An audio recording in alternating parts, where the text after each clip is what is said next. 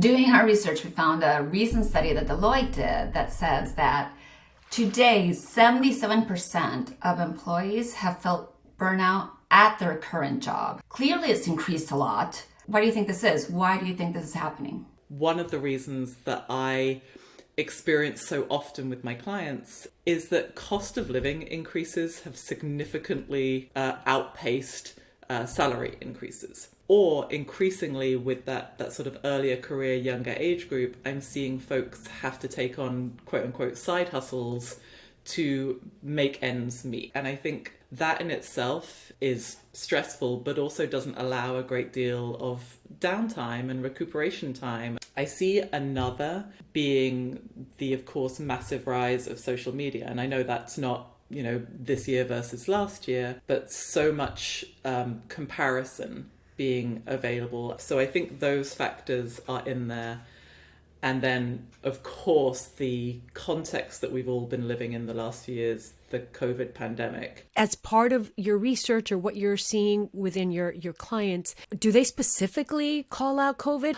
I think what I've noticed is because we've been living through it so long, that it's gone in my work with clients from being a very front of mind, clear topic for conversation, like how are we handling the pandemic? How is that impacting our work? To, oh yeah, COVID.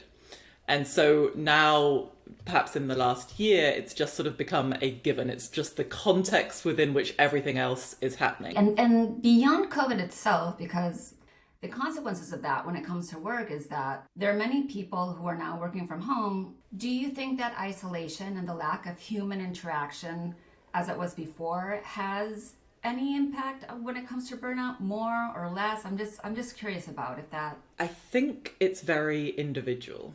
And so for some folks, that transition to working from home might have been a gift. And for others, worst thing that ever happened to their working lives. And so I think the amount of stress it caused kind of depends on some personal factors.